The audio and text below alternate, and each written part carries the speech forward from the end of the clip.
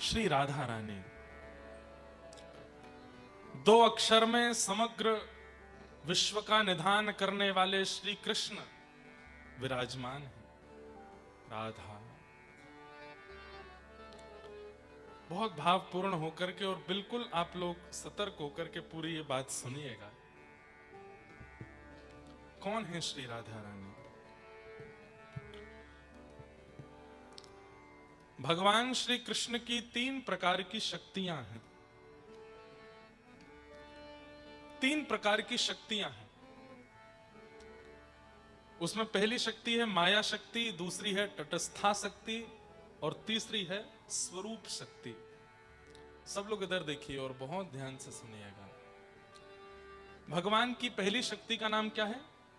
माया शक्ति। Everyone knows that कि माया है क्या, जिसके कारण आप साउथ अफ्रीका में हो, जिसके कारण हम इंडिया में हैं, जिसके कारण कोई जॉब कर रहा है, कोई बिजनेस कर रहा है, कोई रुपए पैसे के लिए, कोई डॉलर के लिए, कोई यहाँ के रेंट्स के लिए, जो भी आप लोग कर रहे हैं, जितने में काम बन जाए उससे अधिक के लिए कर रहे हैं, तो वो माया है। समझ में आई बात? हमारा इतने में 3 समय का भोजन हो सकता है, इतने में घर बन सकता है, इतने में ट्रेवलिंग करने वाली गाड़ी मिल सकती है, इतने में सब व्यवस्था बन सकती है। उतना है, पर यू वांट मोर। वही माया है जो आपको अपनी ओर खींचती रहती है। वो भगवान की शक्ति है, माया शक्ति। अगर वो शक्ति नहीं होगी तो संसार चलेगा कैसे? संसार को चलाने के लिए भगवान की एक माया शक्ति है जो आपको अपनी ओर खींचती रहती है हमेशा। तो एक शक्ति माया शक्ति जो संसार चलाने के लिए भगवान प्रकट करते हैं। दूसरी शक्ति है तटस्था शक्ति। ये तटस्था शक्ति क्या है? मुझ में देखने की पावर है, सुनने की शक्ति है, बोलने की शक्ति है, चलने की शक्ति है, बैठने की, उठने की, गाने की, नृत्य करने की। ये जीव व्यक्ति के अंदर ये सारी शक्तियां जिससे वो कर्म करता है, वो सब तटस्था शक्ति कहलाते हैं। ये भगवान की कृपा से। बहुत ध्यान से सुनिएगा। माया शक्ति, तटस्था शक्ति। मैं बोल रहा हूं, मूकम करोति वाचालम पंगुं लंघयते गिरिम यत्कृपातमहं वन्दे परमानंद माधवम। गूंगा बोल सकता है, बिना पैर वाला पर्वत लांघ सकता है। किसकी कृपा से? माधव की कृपा से। तो ये गूंगे को बोलने की शक्ति, बिना, हम सब एक समय पर लंगड़े ही थे। जब जन्म लिया था उसके बाद लंगड़े ही थे, नहीं चल पाते थे, नहीं उठ पाते थे, कुछ नहीं कर पाते थे। माता जी उठा के धर देती थी, माता जी उठा के इधर उधर घुमाती थी, लेकिन धीरे धीरे चलने की शक्ति आ गई। आज बड़े बड़े पर्वत पार कर लेते हैं हम। एक समय पर हम सब गूंगे थे, बोलना नहीं आता था। आज दुनिया शांत हो जाती है हमारी बोली के आगे। एक समय रोते थे तो मां कहती थी बेटा शांत हो जा, बच्चा शांत हो जा, नहीं मानते थे। आज 2 मिनट में मान जाते हैं। तो ये सारी शक्तियां हमारे अंदर इनबिल्ड जो होती हैं वो तटस्था शक्ति कहलाती है। और तीसरी शक्ति भगवान की होती है स्वरूप शक्ति।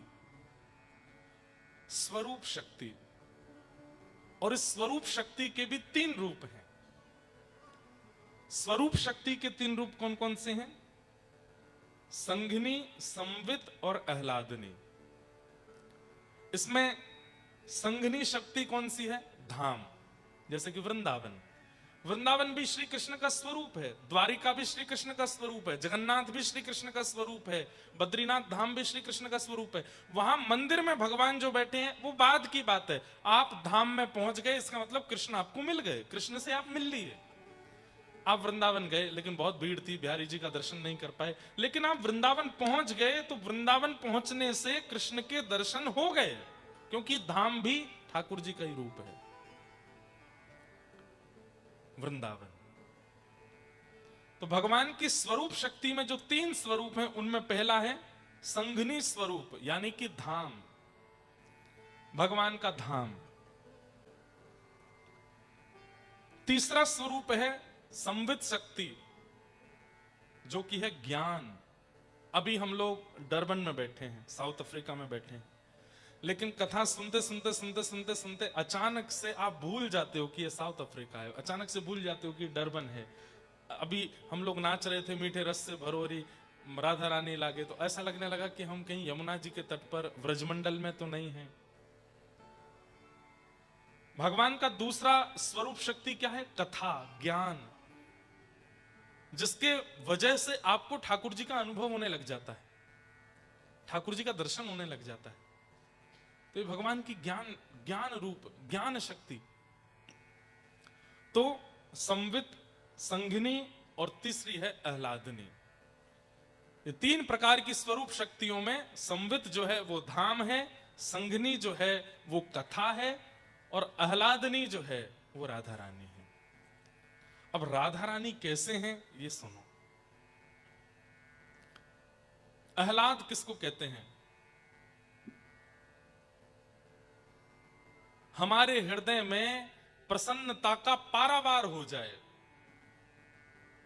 जिसको मेजर ना किया जा सके, इतना प्रसन्न हम जब हो जाते हैं, उस समय जो हम क्रिया करते हैं वो हमारे आह्लाद का स्वरूप होता है। जैसे मान लीजिए कि कोई चाहता था कि उसको 5 करोड़ रुपए मिल जाएं, अचानक से फोन आता है कि भाई तुम्हारे अकाउंट में 5 करोड़ रुपए आ गए। अब 5 करोड़ रुपए नाम सुनते ही उसके मन में जो आंखों से आंसू निकले, हंसने लगा, प्रसन्न हो गया, और महाराज इतना प्रसन्न हो गया, पत्नी के साथ नाचने लगा, अपने बच्चों के साथ नृत्य करने लगा, जोर जोर से चिल्लाने लगा, उछलने लगा। तो प्रसन्नता मिलने से जो जो एक्टिविटीज उसने की उसको कहते हैं आह्लाद। श्री कृष्ण को जब अति प्रसन्नता होती है, अति प्रसन्नता होती है, तो वो कोई एक्टिविटी नहीं करते हैं। उनके हृदय का जो आह्लाद है, उनके हृदय की जो अनन्य प्रसन्नता है, वो प्रत्यक्ष प्रकट हो जाती है, और वही श्री राधा रानी है, वही श्री राधा रानी है। और कब हुआ था ये अनन्य आह्लाद प्रकट? 2-4 कथाएं आती हैं श्री राधा रानी के प्राकट्य की। एक तो कथा ऐसी है कि वृषभानु जी ने बहुत तपस्या की, और तप करके ठाकुर जी से बस एक ही प्रार्थना की कि नाथ आप हमारे यहां संतान रूप में प्रकट हो जाइए। भगवान ने आज्ञा देकर के कहा कि बाबा, हम तो ऑलरेडी नंद यशोदा को आज्ञा दे चुके हैं कि हम उनके यहां कृष्ण बन के आने वाले हैं। देवकी वसुदेव को पहले ही भगवान कह चुके हैं कि हम उनके यहां कृष्ण बन के आने वाले। एक ही समय पर 2 जगह कैसे अवतार लें? तब ठाकुर जी से कहा कि नहीं नहीं नाथ, कुछ तो कृपा करो। तब भगवान वैकुंठ में जाते हैं और अपने प्रतिबिंब को देखते हैं, अपने आप को मिरर में देखते हैं।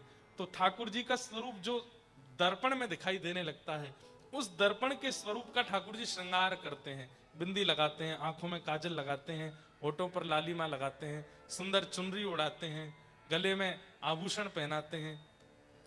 और जैसे ही अपने ही प्रतिबिंब के स्वरूप को, अपने ही मिरर में दिखने वाले स्वरूप का ठाकुर जी श्रृंगार करते हैं, ठाकुर जी अपने ही स्वरूप पर मोहित हो जाते हैं, और उस प्रतिबिंब के स्वरूप को ही ठाकुर जी प्रकट कर देते हैं, और आज्ञा करते हैं कि हे वृषभानु, हे राधा रानी, आप मेरी आह्लादनी शक्ति हो, आपको देख करके मुझे भी सुख मिलता है, आनंद मिलता है, कृपा करके आप इस वृंदावन की कृष्ण लीला में प्रेम रस भरने के लिए प्रकट हो जाओ। तो ठाकुर जी का ही प्रतिबिंब स्वरूप, ठाकुर जी का ही आह्लाद स्वरूप, ठाकुर जी का ही प्रेम स्वरूप, वही वृषभानु जी के यहां श्री राधा रानी बनकर के आती। आह्लाद भगवान का, वही राधा रानी। एक दूसरी कथा और आती है, वो कैसे है? Have you heard about Mohini अवतार? मोहिनी अवतार कब हुआ था? जब समुद्र मंथन हुआ। समुद्र मंथन हुआ देवता और राक्षसों के बीच में, दैत्यों के बीच में समुद्र मंथन हुआ था। और उस समुद्र मंथन में जैसे ही स्वर्ग कलश प्रकट हुआ, दैत्य उसको लेकर के भाग गए। तब देवताओं ने जाकर के भगवान से प्रार्थना की कि अमृत तो सारे दैत्य ले गए, अब हम क्या करें? तो भगवान बोले चिंता मत करो, मैं कुछ करता हूं। तो भगवान मोहिनी बनकर के आए, इतने सुंदर बनकर के ठाकुर जी आए, इतने सुंदर बनकर के आए, आहा, वो गजगामिनी चाल, वो मृग जैसे, हिरण जैसे नेत्र, वो इधर इधर तिरछी नजर से देखना, सबको घायल कर रहा था। दैत्यों के हाथ में अमृत था, लेकिन जैसे ही मोहिनी को आते हुए देखा, दैत्यों ने अमृत तो नीचे रख दिया, बोले कि अब तो यही है अमृत, अब तो यही चाहिए हमें और कुछ नहीं चाहिए। दैत्यों ने जाकर के मोहिनी जी से कहा कि हमको अमृत मिला है, पर हम चाहते हैं कि तुम अपने हाथों से पिलाओ, इतनी सुंदर हो, तुम्हारे हाथों से पी करके हम कृतार्थ हो जाएंगे। तो मोहिनी भगवान बोले एक काम करें। बोले क्या? ये जो कलश में अमृत है ना, गाढ़ा गाढ़ा अमृत तो सब नीचे है, पतला पतला अमृत ऊपर है, तो पहले मैं देवताओं को पिला देती हूँ, पतला पतला सारा उनको पिला देंगी, गाढ़ा गाढ़ा नीचे का जो बचेगा वो तुम लोगों को पिला देंगे। दैत्य तो इतने मोहित हो गए तो मोहिनी पे बोले तुम जो चाहे वो करो, जाओ पिला दो देवताओं को, हम वेट करेंगे यहां पर। मोहिनी भगवान जैसे अमृत कलश लेकर के गए देवताओं के पास, देवताओं को पता था कि भगवान ने मोहिनी रूप धारण किया है, लेकिन इतने सुंदर बन के ठाकुर जी आएंगे ये देवताओं को भी नहीं पता था। जैसे ही भगवान मोहिनी अमृत कलश लेकर के आए, तो यहां जो दैत्यों की हालत हुई वही देवताओं को भी हो गई, देवता भी सब मोहित हो गए। कितनी सुंदर हो आप, मुझसे ब्याह कर लो।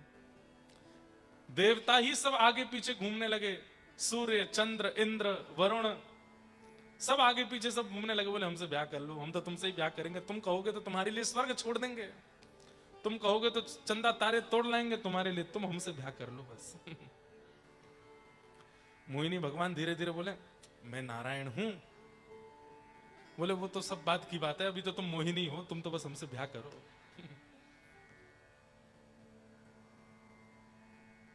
सब मोहित हो गए। अरे देवादिदेव महादेव शंकर भगवान, ये कथा मैंने कभी कही थी तो लोग बागों को लगा कि महाराज जी ऐसा शंकर जी के लिए कैसे बोल सकते हैं। अरे शिव सदा नारायण की स्मृति में रहते हैं, सदा नारायण को प्राप्त करने में रहते हैं, उन्होंने सदा शंख चक्र गदा पद्मधारी नारायण का स्तवन किया है, हर हरि का हमेशा स्मरण करते रहते हैं, लेकिन आज उन्हीं हरि को मोहिनी रूप में देख करके शंकर जी भी नहीं रोक पाए अपने आप को। बोले मैं तो आपसे ब्याह करूंगा। मोहिनी बोले मैं हूं हरि। बोले फिर तो 100% ब्याह करूंगा। बोले अभी तक तो आप मेरे उपास्य थे, पर आज आपको मोहिनी रूप में देख करके तो अब तो वरमाला कहाँ है, लाओ अभी डालता हूं। इतने सुंदर बनकर के ठाकुर जी प्रकट हुए कि सब उनके रूप को देखते रह गए। लेकिन इन 33 कोटि देवताओं में एक देवता ऐसे हैं जो मोहिनी के रूप पर मोहित नहीं हुए, और वो कौन थे? सूर्य। सूर्य नारायण भगवान ने जब मोहिनी को देखा, उनके मन में, सबके मन में आ रहा था कि ये हमारी पत्नी बन जाए, पर सूर्य के मन में आया ये मेरी बेटी बन जाए। ऐसी सुंदर मेरी बेटी हो, इतनी सुंदर बेटी का मैं पिता कहलाऊं, ये मेरा गौरव होगा, ये मेरा सौभाग्य होगा। जैसे ही सूर्य नारायण भगवान ने ये भाव विचार किया, इतने में ही मोहिनी भगवान ने सूर्य की ओर देखा और देख करके कहा हमने आपका हृदय देख लिया, हमने आपके हृदय की बात जान ली, अब ये पूर्ण होगी। कैसे पूर्ण होगी? बोले द्वापर में मैं कृष्ण बनकर के आऊंगा, द्वापर में मैं कृष्ण बनकर के आऊंगा, और हे सूर्य नारायण आपका ही अंश वृषभानु बनकर के बरसाने में जन्म लेगा। आपकी इच्छा तब पूरी होगी। क्यों? मेरी आत्मा ही राधा रानी के रूप में आपके यहां जन्म लेंगी। सूर्य नारायण भगवान बोले भगवान जैसे अभी हो ऐसे ही बन के आना, मोहिनी जैसे सुंदर। ठाकुर जी बोले मोहिनी जैसे सुंदर नहीं, दुनिया को जो अपनी सुंदरता पे मोहित करे वो मोहिनी, और ऐसी करोड़ों मोहिनी भी जिनकी सुंदरता पे वारी जाएंगी वो होंगी श्री राधा रानी, वो आपके यहां जन्म लेंगे। करोड़ों करोड़ों मोहिनी अवतार न्योछावर हो जाते हैं जिनकी रूप माधुरी पर, वो है श्री राधा रानी। ऐसी हमारी किशोरी जी, उनके रूप को समझ, अभी भी मैं बहुत बाहर की बातें ही बता रहा हूं ताकि आपको समझ आ जाए कि श्री राधा रानी कौन है। बस बात ऐसी है कि दो देह हैं लेकिन उनके अंदर प्राण एक ही है, वही राधा कृष्ण है। बस देह दो हैं। ऐसा वर्णन आता है कि रुक्मणी जी ने, भगवान कृष्ण का जब ब्याह हो गया रुक्मणी जी से, उसके बाद जब कुरुक्षेत्र में व्रजवासी और द्वारिका वासियों का मिलन हुआ, तब रुक्मणी जी किशोरी जी का रूप देखने के लिए गई थी कि वो कैसी है। वो कथा तो बहुत सुंदर है, सुनी होगी आपने। रुक्मणी जी सब भगवान की पटरानियां राधा रानी का रूप देखने के लिए गई और बड़े अहंकार में गई हैं कि हमसे ज्यादा सुंदर थोड़ी होंगी। ये 24 घंटा कृष्ण जिनका स्मरण करते हैं, 24 घंटा कृष्ण जिनकी याद में रहते हैं, वो राधा रानी हमसे ज्यादा सुंदर थोड़ी होंगी। क्यों? अरे स्वर्ग की बड़ी बड़ी अप्सराएं उर्वशी आदि भी जब द्वारिका आती है ना तो घूंघट करके घूमती हैं। क्यों? रुक्मणी आदि पटरानियों के आगे उनकी सुंदरता फीकी लगती है, इतनी सुंदर है। स्वर्ग की अप्सरा कम सुंदर नहीं है, उर्वशी आदि अप्सराएं बहुत सुंदर हैं, लेकिन वे भी रुक्मणी जी के आगे फीकी लगती हैं, इतनी सुंदर हैं रुक्मणी जी और भगवान की पत्नियां। लेकिन आज उन पत्नियों को पता चला कि राधा रानी आई हैं, तो अहंकार में दर्शन करने के लिए जा रही हैं। हम देखें तो सही है कैसी राधा रानी। तो जैसे ही व्रज के शिविर में प्रवेश किया, भीतर जाके पूछा राधा रानी कहाँ है? वो सामने वाले कैंप में बैठी हैं। भीतर जैसे प्रवेश किया, आहा घुंघराले केश, इतना सुंदर तप्त कांचन गौर वर्ण, इतना सुंदर रूप था कि भगवान की जितनी पटरानियां अहंकार में गई थी सबका अहंकार नष्ट हो गया और सब अपने घुटनों पर बैठ गई और हाथ जोड़ करके बोली, हे श्री राधा रानी हमारा प्रणाम स्वीकार करो। इतने में ही वो कन्या बोली, नहीं नहीं मैं राधा रानी नहीं हूं, मैं तो उनकी चरणों की दासी हूं। राधा रानी तो भीतर बैठी। रुक्मणी जी एक दूसरे के मुख की ओर देखती हैं, हम इतने अहंकार में भर के राधा रानी को देखने के लिए गई, उनकी दासी हमारे चित्त के अहंकार को नष्ट कर रही है, तो राधा रानी क्या करेंगी? विचार करो। राधा रानी अंदर हैं? बोले हाँ। जैसे ही अंदर प्रवेश किया तो और सुंदर स्वरूप, उस स्वरूप को देख करके 8 पटरानियां गई थी भगवान की, 3 तो वहीं मूर्छित हो गई, इतनी सुंदर। सबने प्रणाम किया, बोले ये तो निश्चित राधा रानी है, राधा रानी हमारा प्रणाम स्वीकार करो। तब उन्होंने कहा, नहीं नहीं नहीं नहीं मैं राधा रानी नहीं हूं, मैं तो उनकी दासी हूं। राधा रानी तो भीतर बैठी है। दर्शन करने 8 गई थी, रह गई केवल 4, बाकी की 4 तो बाहर ही रह गई। बोले कि हम दासियों की सुंदरता के आगे फीकी पड़ रही हैं, राधा रानी के आगे क्या होगा हमारा हाल। अंत तो गत्वा सब फीके पड़ गए, जैसे तैसे रुक्मणी जी रह गई। रुक्मणी जी ने जब प्रवेश किया भीतर तो क्या देखती हैं? असंख्य असंख्य सुंदरी नारियां चारों ओर बैठी हैं। ऐसा ऐसा सौंदर्य है उनका कि एक एक के रूप के गुण अगर बखान किए जाएं तो पूरी पृथ्वी को कागज बना करके, वृक्षों को स्याही, वृक्षों को कलम बना करके, समुद्र को स्याही बना करके भी लिखा जाए तो वहां बैठी नारियों की सुंदरता नहीं बताई जा सकती। और उन असंख्य सुंदरी नारियों के मध्य में श्री किशोरी जी बैठी। रुक्मणी जी तो देख करके यह भी भूल गई कि मैं कौन हूं, इतनी सुंदर राधा रानी। यही तो राधा रानी है जो आपका स्वयं का अस्तित्व भुला दे, वो श्री किशोरी जी। रुक्मणी जी देख करके, दर्शन करके कहते हैं कि जो रुक्मणी जी सदा श्री कृष्ण की दासी रही, आज राधा रानी को देख करके कहती हैं कि मैं द्वारिका छोड़ने को तैयार हूं लेकिन आपको नहीं छोड़ूंगी, मैं आपके चरणों की दासी बनना चाहती हूं, मुझ पर कृपा करो। तब किशोरी जी हृदय से लगा के कहती हैं, हमारे प्राण धन तुम्हारे पास हैं, हमारी आज्ञा है उनकी सेवा करो, उनको कोई कष्ट ना होना चाहिए, ऐसा ध्यान रखना। तब रुक्मणी जी निकल करके बाहर आई और सब पटरानियों ने पूछा, राधा रानी कैसी हैं, थोड़ा बताओ तो सही। तो रुक्मणी जी बोली, मैं उसका वर्णन नहीं कर सकती, लेकिन तुम बहुत पूछती हो तो केवल इतना बता देती हूं।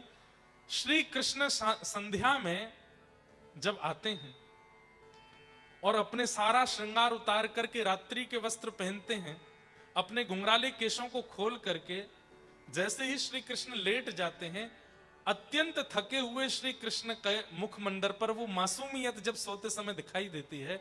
उस समय श्री कृष्ण का वर्ण यदि सांवले से गोरा कर दिया जाए तो ऐसा लगेगा श्री राधा रानी लेटी हुई है, बिल्कुल एक जैसे, कोई अंतर नहीं। तो श्री राधा रानी कौन है? भगवान का ही स्वरूप है, श्री कृष्ण ही हैं, उन्हीं का ही आह्लादनीय स्वरूप है। अब कहते हैं लोग कि विवाह क्यों नहीं हुआ? हमारे वृंदावन की रीति में तो ब्याह हुआ ठाकुर जी का। दूसरा पक्ष यह है कि श्री ठाकुर जी व्रज से बाहर जाने वाले हैं, हम सबका कल्याण करने के लिए गीता का ज्ञान देने वाले हैं, महाभारत का युद्ध कराने वाले हैं, द्वारिका की स्थापना करने वाले हैं, कई सारे राक्षसों का वध करने के लिए उनको व्रज छोड़ के जाना पड़ेगा। और श्री राधा रानी व्रज से बाहर नहीं जाएंगे। श्री राधा रानी दुनिया के लिए आई नहीं है, केवल व्रज के लिए आई है और व्रज के उपासकों के लिए आई हैं। व्रज के बाहर, आई एम सॉरी टू से, पर ब्रज के बाहर के लोगों के लिए राधा रानी नहीं आई है। आप नारायण की पूजा कीजिए, आप महादेव की पूजा कीजिए, आप शंकर की, आप हनुमान जी की पूजा करो, आप राम जी की पूजा करो, आप कृष्ण की पूजा करो, पर राधा रानी तो केवल उनकी हैं जो व्रज के हैं, जिनके तन में व्रज, जिनके मन में व्रज, जिनके बुद्धि में व्रज है, उनके लिए श्री किशोरी जी आई हैं। रसिकों के लिए किशोरी जी आई हैं, व्रज के बाहर वालों के लिए नहीं है। हाँ, तो आप कहें तो फिर महाराज जी साउथ अफ्रीका वाले नहीं बच सकते? बच सकते हैं। तन भले ही साउथ अफ्रीका में हो, लेकिन मन सदा वृंदावन में रहता हो, तो आप राधा रानी को बच सकते हैं। लेकिन मन भी यहीं के कमाई धंधे में ही लगा है, तो फिर राधा रानी को नहीं बच पाओगे। मन तो वृंदावन में रहना चाहिए। ऐसी श्री राधा रानी, तो ठाकुर जी को बाहर जाना है लीला करने के लिए, और किशोरी जी नहीं जाएंगी व्रत छोड़ के। और किशोरी जी के लिए अगर ठाकुर जी भी नहीं गए, तो जिस उद्देश्य से श्री कृष्ण पृथ्वी पर आए वो उद्देश्य पूर्ण नहीं हो पाएगा। इसलिए भी श्री कृष्ण को जाना पड़ा। लेकिन श्री कृष्ण के भी दो रूप हैं, एक देवकी नंदन है, एक नंद नंदन है। अब ये बहुत सारा कॉम्प्लिकेशन है, इसके लिए मुझे 3-4 दिन कथा करनी पड़ेगी, लेकिन मैं बस शॉर्ट में इंफॉर्मेशन दे देता हूं। नंद नंदन कृष्ण कौन है? जो कभी सुदर्शन हाथ में नहीं लेते, जो कभी गदा हाथ में नहीं उठाते, जो कभी चतुर्भुज नहीं होते, केवल 2 भुज रहते हैं, वंशी का नाद करते हैं, वो नंद नंदन कृष्ण कभी वृंदावन से बाहर नहीं जाते। और उनका विवाह श्री किशोरी जी से हुआ है, वो सदा वृंदावन में ही रहते हैं। वृंदावन में आपको कोई भी मंदिर चतुर्भुज भगवान का नहीं मिलेगा, सारे 2 भुज भगवान और केवल वंशी बजा रहे हैं। मतलब वहां प्रभाव नहीं है ठाकुर जी का, वहां ऐश्वर्य नहीं है ठाकुर जी का, वहां केवल प्रेम है। उन प्रेमी कृष्ण का विवाह किशोरी जी से हुआ है, बांडीर वन में ब्रह्मा जी ने कराया। लेकिन देवकी नंदन कृष्ण जो मथुरा जाते हैं, हस्तिनापुर जाते हैं, द्वारिका जाते हैं, महाभारत का युद्ध आदि सब कराते हैं, उन देवकी नंदन कृष्ण का विवाह रुक्मिणी जी से हुआ है। आप कहोगे Maharaj ji, is there 2 Krishna? They are not 2 Krishna. आप मिट्टी के कण गिन सकते हो, लेकिन कृष्ण को नहीं गिन पाओगे, इतने कृष्ण हैं। ये पूरा ब्रह्मांड कृष्ण में है, सब जगह कृष्ण है। लेकिन प्रभाव के कृष्ण और स्वभाव के कृष्ण ये 2 हैं। जैसे कि अभी मैं व्यासपीठ पर बैठा हूं, यहां पर बैठकर के मैं कथा कर रहा हूं, यहां मेरे प्रभाव ज्यादा है। ये गुरु जी हैं, महाराज जी हैं, इंद्रेश जी हैं, व्यास जी हैं, इनको प्रणाम करो। पर मैं जब अपने घर पर हूं, अपने माता पिता परिवारी जनों के साथ में हूं, वहां मैं स्वभाव का इंद्रेश हूं, वहां मैं प्रभाव का नहीं हूं। ऐसे ही ठाकुर जी के भी 2 रूप हैं, प्रभाव के श्री कृष्ण और स्वभाव के श्री कृष्ण। स्वभाव वाले वृंदावन में रहते हैं, प्रभाव वाले पूरी दुनिया में भ्रमण करते हैं। प्रभाव वालों से विवाह रुक्मिणी जी का होता है, स्वभाव वालों से विवाह श्री राधा रानी का होता है। अब हम क्या जानते हैं? प्रभाव वाले कृष्ण को जानते हैं और वृंदावन की राधा रानी को जानते हैं। स्वभाव वाले कृष्ण को नहीं जानते। तो ये प्रश्न मन में आता रहता है कि राधा रानी का ठाकुर जी से ब्याह क्यों नहीं हुआ? हुआ है, वृंदावन में हुआ है। वृंदावन में दोनों रमण करते हैं, विहार करते हैं। तो इस प्रकार से भगवान की आह्लादनीय शक्ति ही श्री राधा रानी के रूप में प्रकट हुई। सूर्य वंश में राधा रानी का प्रादुर्भाव हुआ। तो एक राजा हुए बरसाने के, उनका नाम था धर्मधीर। उनके कोई संतान नहीं थी, तो उन्होंने गिरिराज जी में आकर के चकलेश्वर महादेव की खूब आराधना की और उनसे कहा कि क्या मेरा वंश यहीं रुक जाएगा? तब महादेव ने प्रकट होकर के अश्रु बिंदुओं से बिल्कुल भावुक चित्त से कहा, चिंता मत करो, धैर्य रखो, तुम्हारे परिवार में वंश भी बढ़ेगा और ऐसा अद्भुत ठाकुर जी का रूप प्रकट होगा कि जिसको एक समय पर पूरा विश्व भजेगा, बस प्रतीक्षा करो। तब धर्मधीर जी के पुत्र हुए महीभान, और महीभान जी के पुत्र हुए वृषभान। वृषभानु जी नंद बाबा के मित्र हैं। सब लोग ध्यान से सुनना, नंद बाबा और वृषभानु जी ये दोनों सब चीजों में धैर्यवंत हैं, सब चीजों में धैर्यवंत हैं, धन में धैर्यवंत हैं, परिवार में धैर्यवंत हैं, समाज में धैर्यवंत हैं, लेकिन एक चीज में इनके चित्त में बिल्कुल धैर्य नहीं है। क्या? ना इनके कोई संतान है ना उनके कोई संतान है, दोनों ही संतान विहीन है, संतान नहीं है। तो दोनों नंद बाबा और वृषभानु जी दोनों एक साथ जाते हैं यमुना जी, और एक साथ यमुना जी में गोते लगाते हुए कहते हैं, हे यमुना मैया, आप कृपा करके हमको संतान देना। तब नंद बाबा कहते हैं, वो इनको लाला दियो मोको लाली दियो। तब भानु बाबा कहते हैं, नहीं नहीं, इनको लाला देना, मुझको लाली देना। तब दोनों बोले, लाला लाली अगर दोनों के लाला है गए, बोले दोनों के लाला भय तो हम यमुना जी से कहेंगे कि ऐसा मत करियो, एक लाला एक लाली होनी चाहिए। बोले क्यों? बोले लाला लाली होएगी तो ये मित्रता संबंध में परिवर्तित हो जाएगी, आपके लाला हो मेरे लाली हो। तो फिर अंत में नंद बाबा बोले, तो एक काम करते हैं, जाके पहले लाली है जाएगी, जाके बाद में लाला होगा, या जाके पहले लाला या बाद में लाली, संबंध तो करेंगे, ये नक्की है। बोले ठीक है। अब दोनों प्रतीक्षा कर रहे हैं, और एक दिन आया, संतों की कृपा से, गौया मैया की कृपा से, ब्रजवासियों की कृपा से खबर फैल गई पूरे ब्रजमंडल में, क्या? कि यशोदा मैया के गर्भ से कोई बालक जन्म लेगा। भानु बाबा तो आए, आकर के नृत्य करने लगे, नंद बाबा से बोले, अब पहली खुशखबरी आपसे है, हम तो प्रार्थना करेंगे लाला ही होए। बोले भैया देखो, लाला हो चाहे लाली होए, जो भी होए, विपरीत आपके यहां होएगा, संबंध जरूर करना है। बोले बिल्कुल चिंता मत करो। और भादों का महीना, अष्टमी तिथि, मध्य रात्रि का समय हुआ, और उसी समय नंद बाबा के घर में लाला को जन्म भयो। बोलो बाल कृष्ण लाल के। यहां पर अब देखो, सब लोग ध्यान से सुनना, सब जगह खबर फैल गई कि नंद बाबा के लाला हुआ है, लेकिन ये खबर फैलते फैलते फैलते जैसे ही बरसाना पहुंची और भानु बाबा के कान में ये बात पहुंची कि नंद बाबा के लाला हुआ है, तो उनको ये विश्वास हो गया कि अब मेरे यहां लाली आवेगी। क्यों? उनके लाला भयो तो हमारे यहां लाली आवेगी ही आवेगी। आप लोग ब्रजभाषा समझ रहे हो? मुझे तो हिंदी बोलने में संकोच होता है, मैं ब्रजभाषा कैसे बोलूं, पर मैं आंख बंद करके बोल जाता हूं धीरे से। समझ रहे हैं ना? ज्यादा अंतर नहीं है, थोड़ा मात्राओं का ही अंतर है। जैसे हिंदी में बोलते हैं क्या हुआ है, बोलो क्या हुआ है, बोलो। ब्रजभाषा में बोले कहा भयो है, का बोले कहा भयो है। आप सब लोग बोल रहे हैं, वो भी विचित्र ही लग रहा है। का भयो है। ब्रजभाषा बड़ी सुंदर भाषा। तो नंद बाबा के यहां लाला भयो, और ये खबर जैसे ही भानु बाबा के मन में पहुंची, भानु बाबा के कान में पहुंची, तो भानु बाबा के नेत्रों से आंसू आ गए। किसी ने पूछा आप रो क्यों रहे हो? बोले अब बरसाने में लाली आवेगी। क्यों? क्योंकि गोकुल में लाला आया। बोले कैसे आपको? बोले विश्वास है बस। कहते हैं कि जैसे नंद बाबा के लाला हुआ, सब लोग सामग्री लेकर के जा रहे थे। अब कोई बालक जन्म लेता है तो क्या गिफ्ट्स क्या लेके जाते हैं? खिलौने लेकर के जाते हैं, कपड़े लेकर के जाते हैं, खिलौने और कपड़े लेके जाते हैं। छोटे बच्चे के लिए टॉफीज भी नहीं लेके जाते, वो खाता ही नहीं है। लेकिन वृषभानु जी क्या लेकर के गए? गले के हार, हाथों के कड़ूले, पैरों की जूतियां, और सबसे बड़ी बात, तिलक लेकर के गए, टीका।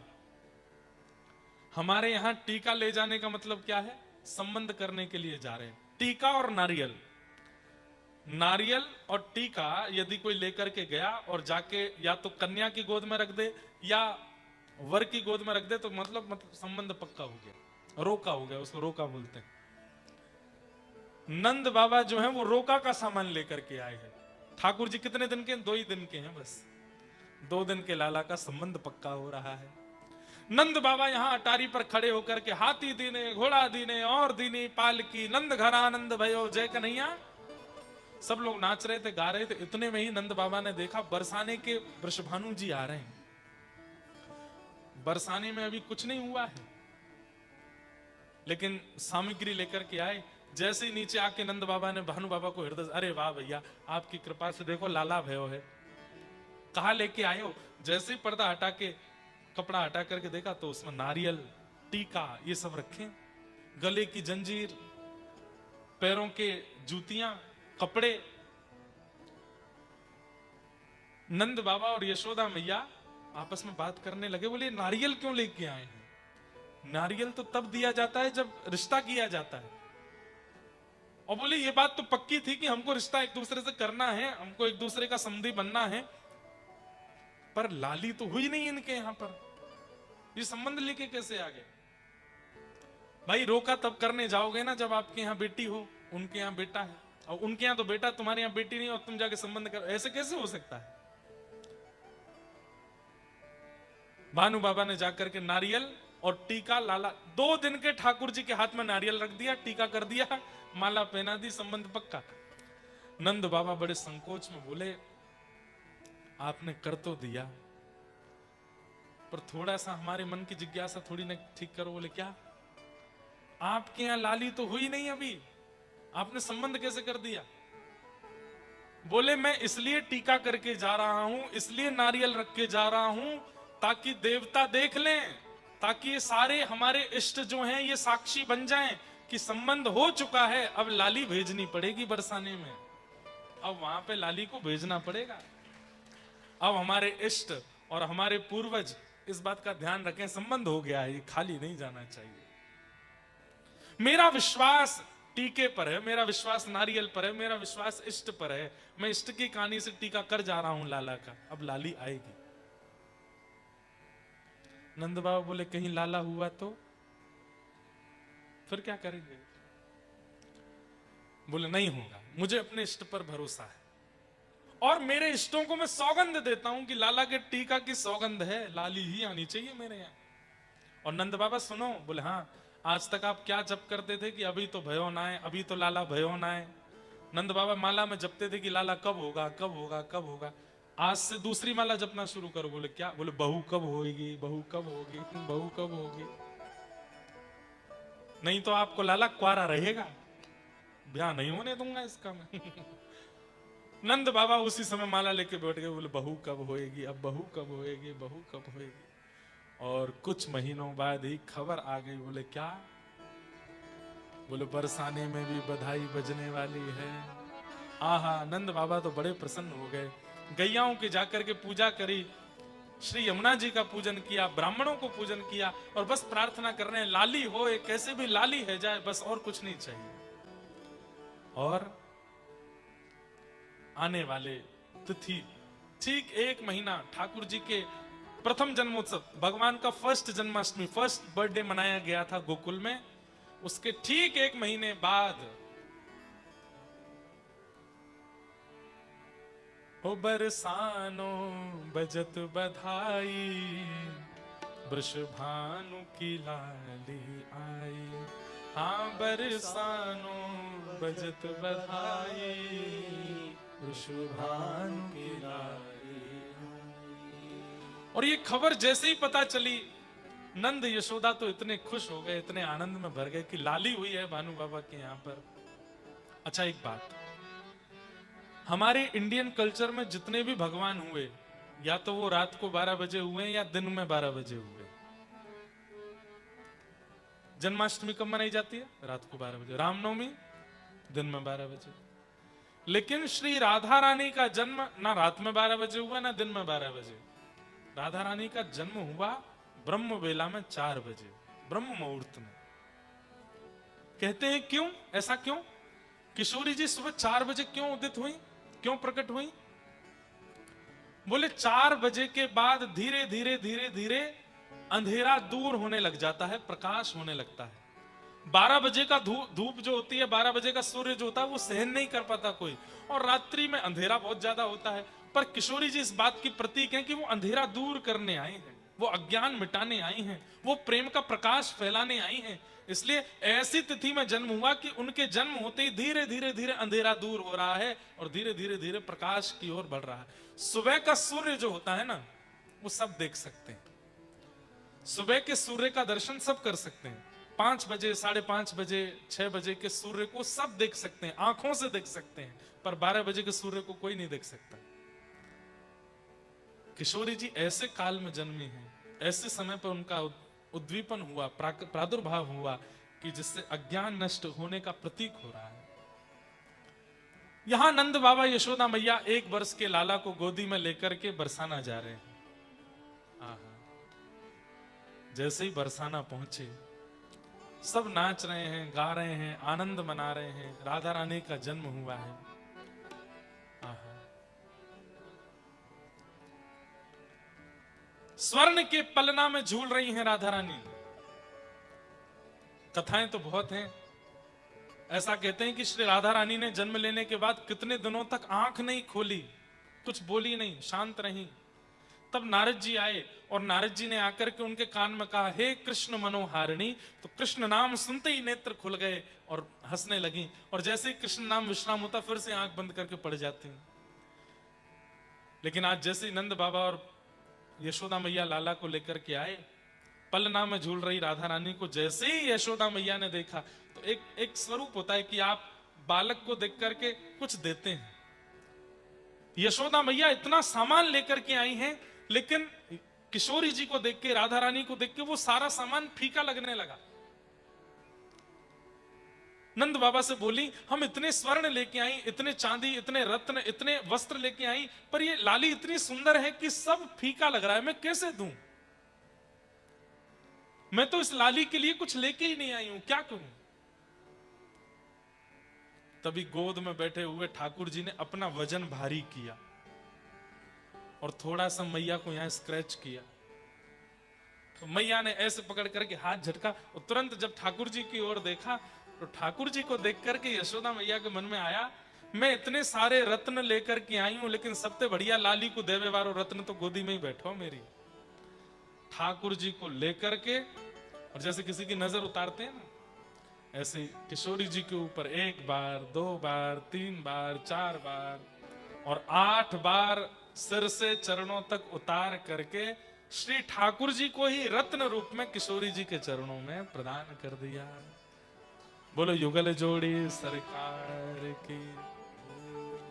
और जैसे ही ठाकुर जी को चरणों में पधराया, कह रहे हैं कि राधा रानी थोड़ी सी रो रही थी, ठाकुर जी भी रो रहे थे, लेकिन जैसे ही ठाकुर जी को पधराया, दोनों ने एक दूसरे को हाथ पकड़ लियो, दोनों युगल है गए, शांत हो गए, किलकिल करके दोनों हंसने लगे। कैलाश पर बैठे हुए महादेव अपने आप को रोक नहीं पाए। पार्वती जी से बोले, मैं नहीं रुक रहा। बोले क्यों? बोले मैं तो जाऊंगा दर्शन करने के लिए। और देव आदिदेव महादेव रूप बदल करके आए और आकर के दोनों युगल का दर्शन करके उनकी नजर उतार करके नृत्य करने लगे। बरसाना में आनंद हो रहा है।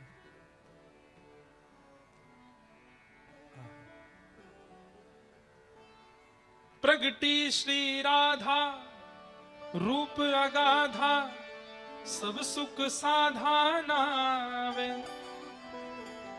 आहा, राधा रानी का कैसा प्रादुर्भाव, उस पर हमारे रसिक जन क्या बोलते हैं। कल राम जी का प्रादुर्भाव, हम लोगों ने राम जन्म मनाया, आज राधा रानी का जन्मोत्सव। प्रगटी श्री राधा रूप अगाधा, सब सुख साधाना वे। मुनि प्रेम अगाधा मेटन बाधा, लक रही कोटि लजावे। घर ब्रज घर घर माई बजत बधाई, सब मिल मंगल गावे। कीरत बड़ भागी अति सुख पागी, पुरजन करत बधाई। सुर नर मुनि हर्षे सुमनहि बरसे, चढ़े विमाना भय चित्र से ठाड़े। लख सुख बाड़े बाजे विविध बजावे। नारद सनकादि शिव ब्रह्मादि, भृगुआदिक मुनि जेते। इंद्रादिक जे जहां सुर नर ते तहां, आए सजन समेत। सब आए हैं, इंद्रादि देवता, ब्रह्मादि देवता, देवादिदेव महादेव, सब रूप बदल बदल करके आए हैं और सब श्री राधा रानी और ठाकुर जी के चरणों में प्रणाम करके केवल एक ही वरदान मांग रहे हैं। क्या? जय नित्य किशोरी प्रिय चित चोरी, यह विनती सुन लीजिए। क्या विनती है? ब्रजवास ही दीजिए, हमें ब्रजवास दे दीजिए। ब्रजवास ही दीजिए, ब्रज रस पीजे, चरण शरण गह लीजिए। कर जोर मनाऊं यह वर पाऊं, दंपति यश नित गाऊं। पद कमल सुतोरा महु मुष मोरा, मन वित जहां बनाऊं। सब ही जन गावे, सब ही बजावे, सब ही दही ले उड़ावे। बरसाने आए विधिन सहाय, जय जयकार करावे। बोले वृषभानु दुलारी श्री राधा रानी की जय। और तब ब्रजमंडल में राधा रानी का जन्म हुआ। आहा, ठाकुर जी पहली बार तो अभी पलना में झूले, उसके बाद 2-4 दिन तक उत्सव में ठाकुर जी रहे, फिर यशोदा मैया लाला को लेकर के वापस चली गई। 1 वर्ष, 2 वर्ष, 3 वर्ष, 4 वर्ष के जब ठाकुर जी 3-4 वर्ष के बीच के हैं। 3-4 वर्ष के बालक को देखना एक बार कितना बड़ा लगता है। 3.5-4 वर्ष के जब ठाकुर जी हुए, तब पहली बार राधा रानी से मिले दोबारा। कहां पर? यमुना जी के तट पर। आहा,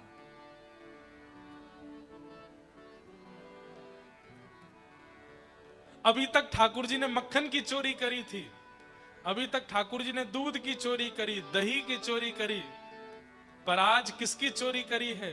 बोले वृषभानु नंदिनी राधा रानी की चोरी कर लाए ठाकुर जी। कैसे हरण किया राधा रानी का? आज किशोरी जी अपनी छोटी छोटी सखियों के साथ यमुना जी के तट पर गई हैं, और वहीं ठाकुर जी भी खेलने के लिए आए हैं। और तभी ठाकुर जी, किशोरी जी थोड़ी सखियों से अलग चली गई हैं, यमुना जी के तट पर एकांत में बैठी हैं, और तभी ठाकुर जी ने पहली बार किशोरी जी को देखा है।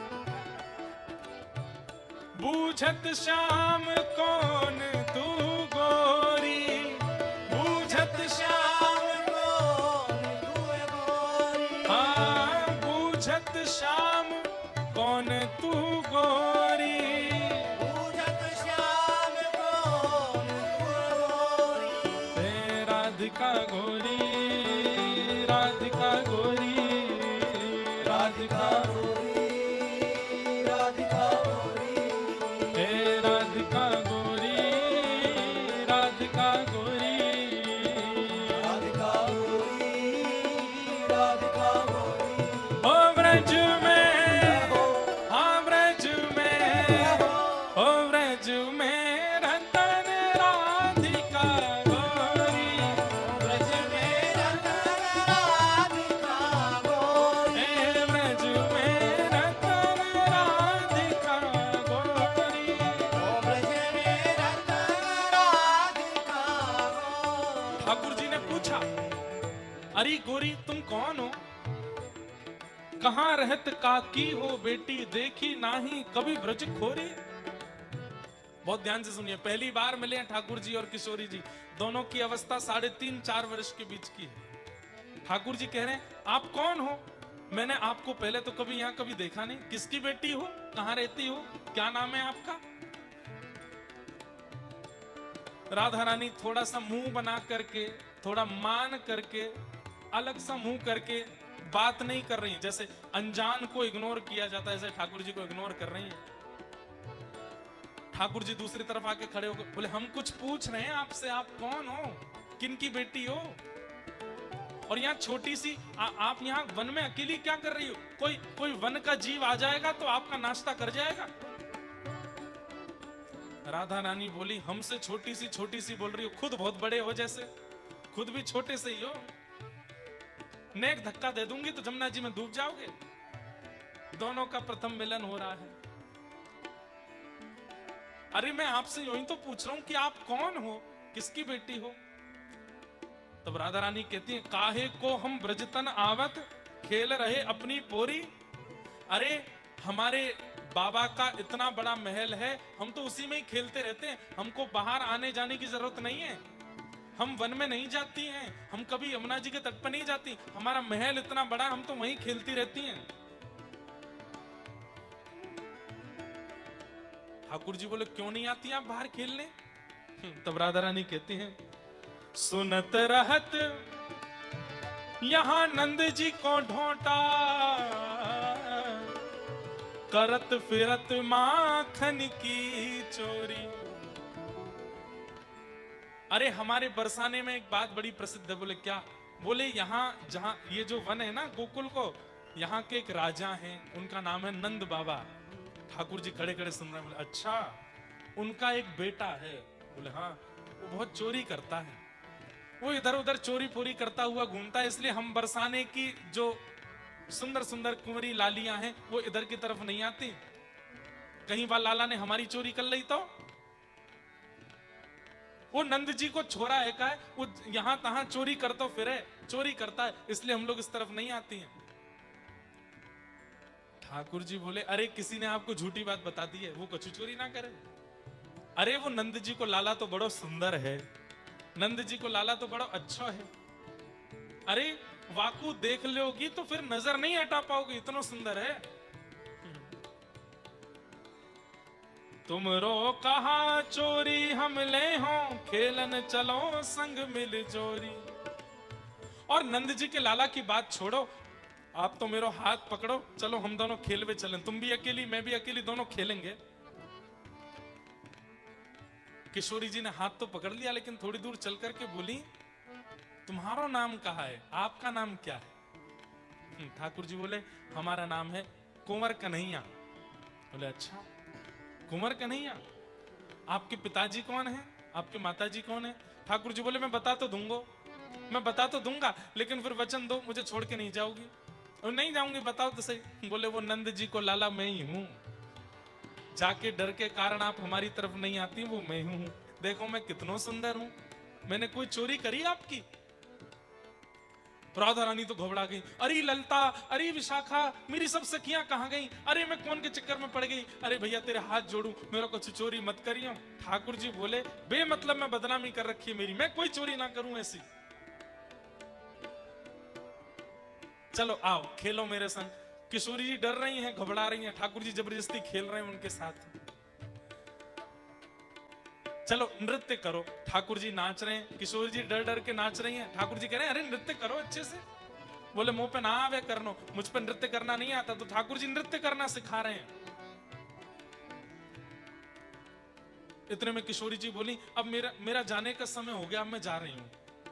जैसे ही किशोरी जी जाने लगी, ठाकुर जी बोले जा तो रही हैं, हमें याद रखोगी? किशोरी जी बोली ऐसा कुछ हुआ ही नहीं कि आपको याद रखूं। ठाकुर जी बोले नहीं हुआ तो हम कर देते हैं। कैसे करेंगे? तभी ठाकुर जी बोले अरे किशोरी जी देखो देखो, एक पक्षी दिखाऊं आपको। किशोरी जी बोली कहां है पक्षी? ठाकुर जी बोले देखो देखो वो रहा उस वृक्ष के ऊपर। अब किशोरी जी देख रही हैं, लेकिन उनको वो पक्षी दिखाई नहीं दे रहा है। ठाकुर जी बोले अरे मेरे साथ देखो ना, वो रहा पक्षी ऊपर। किशोरी जी बोली हमको दिखाई नहीं दे रहा है। बोले आप तो देखो, अपनी उंगली उठाओ। किशोरी जी ने अपनी उंगली उठाई, बोले वो देखो सामने। किशोरी जी ने एक अंगूठी पहनी थी, धीमे से दिखाते दिखाते ठाकुर जी ने वो अंगूठी निकाल करके अपने अंटे में देखिए देखिए, नहीं मुझको, अरे अब तो उड़ गया। हे किशोरी जी अब तो पक्षी उड़ गया, चलो आप जाओ जाओ प्रेम से जाओ। किशोरी जी चली गई, लेकिन अब 24 घंटे मन में वही स्वरूप घूम रहा है। शाम सलोने श्याम सुंदर, कैसी मधुर बोली, कैसी मधुर चाल, कैसी मधुर स्वरूप आदि सब कुछ। थोड़ी दूर पर किशोरी जी को ललता विशाखा आदि सब सखियां मिली। सखियां बोली अरे श्यामा जी आप कहां चली गई थी? किशोरी जी बोली अरे मैं क्या बताऊं, आज नंद जी का लाला मिला था मुझे, यशोदा। अरे वो कन्हैया? बोले हाँ। अरे वो तो बहुत बड़ा चोर है, माने आपकी कोई चोरी तो ना करी? राधा रानी बोली आप सब लोग तो बेमतलब में उसको बदनाम करती हो, इतना बढ़िया मैंने कोई चोरी नहीं करी मेरी। इतने में ही ललता विशाखा आदि सब राधा रानी के गहने देखने लगे। कानों में कुंडल हैं, सिर पर भी सब ठीक है, गले में हार है, कौंधनी भी पहनी है, पैरों में पाजे में, सब कुछ तो है। हाथ दिखाओ अपने। हाथ दिखाए तो जैसे ही हाथ देखा, अरे अंगूठी कहां है आपकी, मुंदरी कहां है? किशोरी जी बोली कहीं गिर गई होगी। अब इसका मतलब ये थोड़ी है कि तुम ठाकुर जी पे इल्जाम लगा। बोले नहीं नहीं नहीं नहीं, वही नहीं चुराई है। और ठाकुर जी अपने फेंटा में बांध करके किशोरी जी की मुंदरी बड़े मदमस्त होकर के घूम रहे हैं। प्रथम बार ठाकुर जी मिले किशोरी जी से और ऐसी मधुर चर्चा हुई। मुंदरी चुराई ठाकुर जी ने किशोरी जी की।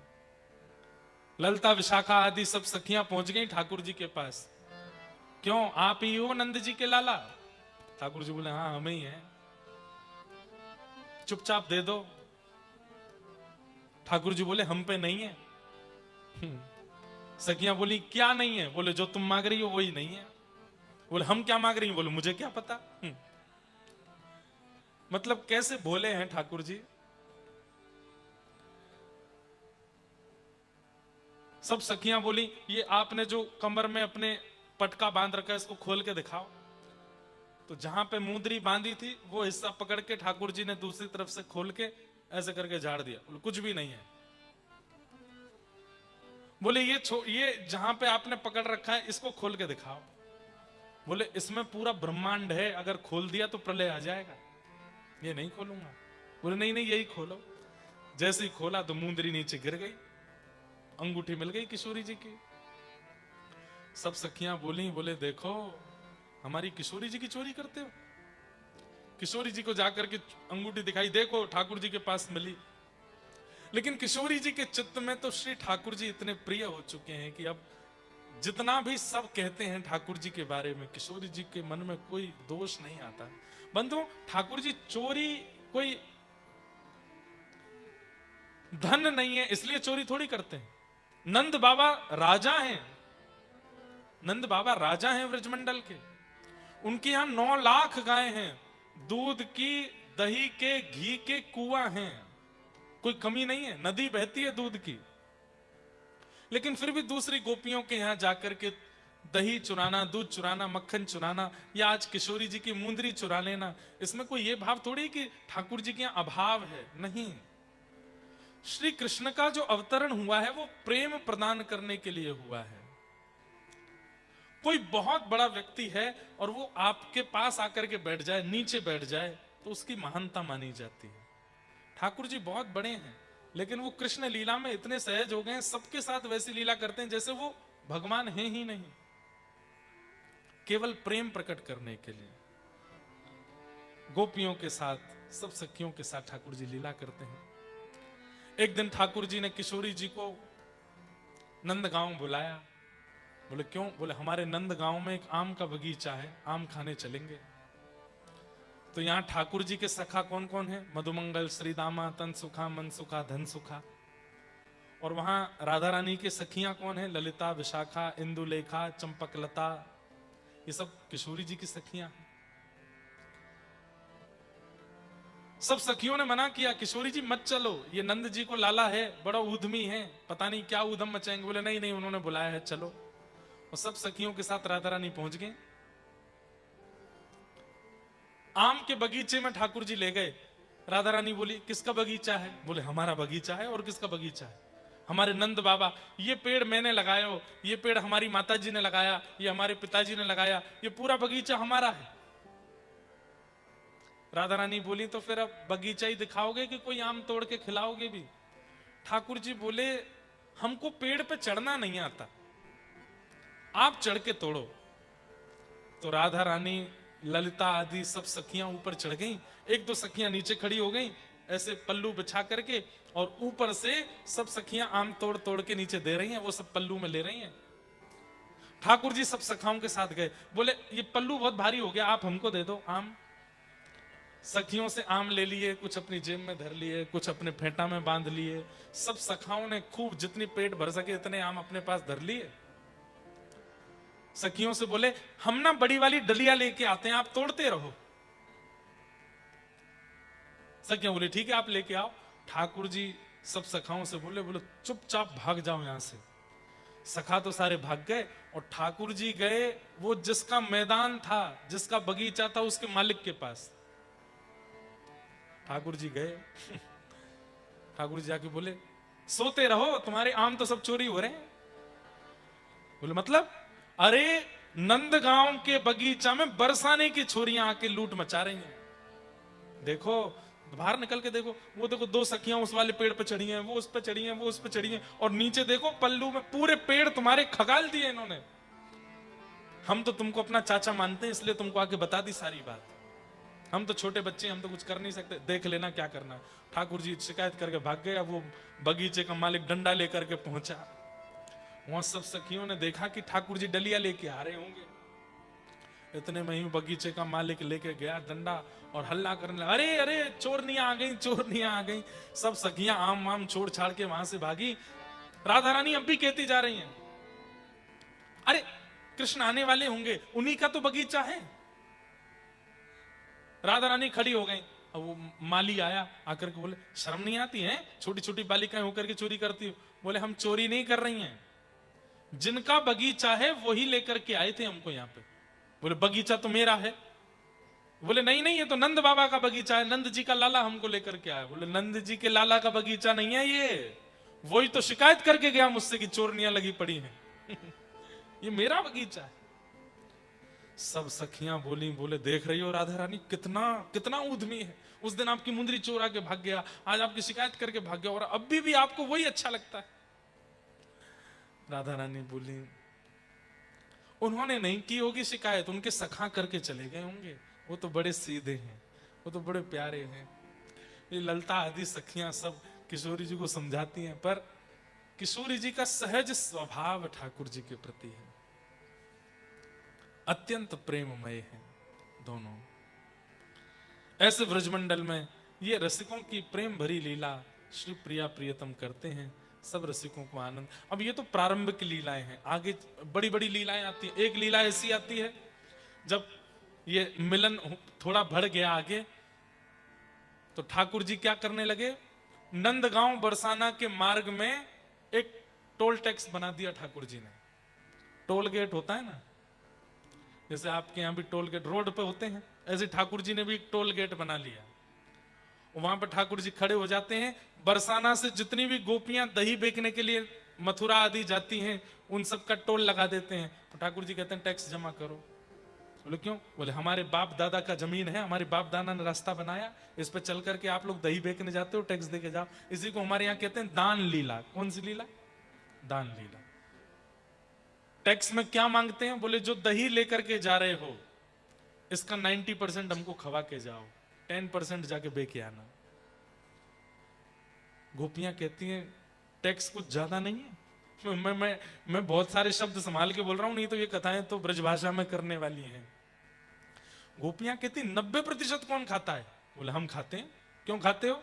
बोले, हमारे पिताजी, हमारे दादाजी, हमारे परदादाजी, उन्होंने रास्ता बनाया। ये अगर उन्होंने रास्ता नहीं बनाया होता तो मथुरा कैसे जाती हैं आप? हमारा अधिकार है, चलो खिलाओ।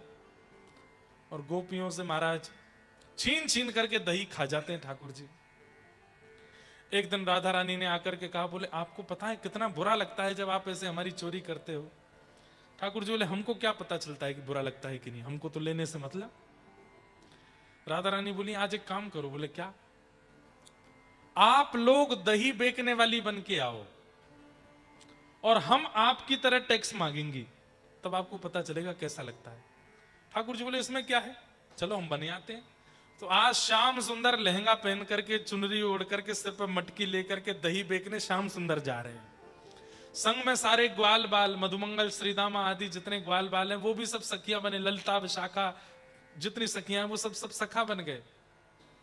और श्री किशोरी जी, राधा रानी जी आज ठाकुर जी बनी है, और हाथ में छड़ी लेकर के, और जैसे ठाकुर जी खड़े होते हैं टेढ़े तिरछे से, वैसे ही राधा रानी खड़ी हैं। हमारो दान दे जारी, नई दधी बेचने वारी, हमारो दान दे जारी, नई दधी बेचने वारी।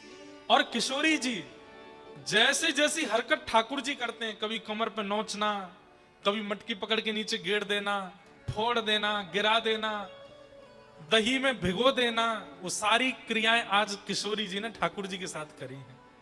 जगह जगह नोच देती हैं, कभी दही गेड़ देती हैं, कभी मटकी नीचे गिरा देती हैं, कभी पल्लू पकड़ लेती हैं, कभी लहंगा पकड़ लेती हैं, कभी जोर से धक्का दे देती हैं। ठाकुर जी अंत में हार गए, बोले, आज के बाद नहीं करूंगा। बोले, पहले चरणों में प्रणाम करो। श्याम सुंदर श्री किशोरी जी के चरणों में प्रणाम कर रहे हैं, और सब सखियां कह रही, बोले, आज के बाद तो नहीं करोगे? बोले, बिल्कुल नहीं करूंगा। बोले, बस यही ध्यान रखना, आज के बाद नहीं करना। धीरे धीरे फिर यही मिलन जब जैसे ही ठाकुर जी 7 साढ़े 7 वर्ष के हुए, यही फिर प्रेम में परिवर्तित होता चला गया और फिर यही रास का रूप धारण करता चला गया। रास, महारास और फिर विवाह तक का सब क्रम बनता चला। पहले नटखट लीलाएं थी, थोड़ी छेड़छाड़ थी, थोड़ी छीना झपटी थी, बाद में यही प्रेम और रास में परिवर्तित होते हुए श्री प्रिया प्रियतम का अद्भुत प्रेम मिलन होता चला गया। अद्भुत रस हुआ। ऐसा वृंदावन का श्री प्रिया प्रियतम का मधुर रस प्रेम है जिसको हम लोग सुन रहे थे। व्रज में रतन राधिका गोरी, व्रज में रतन राधिका गोरी, व्रज में रतन राधिका गोरी, व्रज में रतन राधिका गोरी, हे राधिका गोरी, राधिका भोरी, राधिका भोरी, राधिका भोरी, हे राधिका गोरी, राधिका भोरी, राधिका गोरी, राधिका भोरी, हे व्रज में। आप लोगों को ताली बजाते हुए गाना है और जब मैं कहूं व्रज में तो कहना है जय हो। हे व्रज में हो, व्रज में हो, व्रज में रतन राधिका गोरी, व्रज में रतन राधिका गोरी, हे व्रज में रतन राधिका गोरी, व्रज में रतन राधिका। बोल राधा रानी की।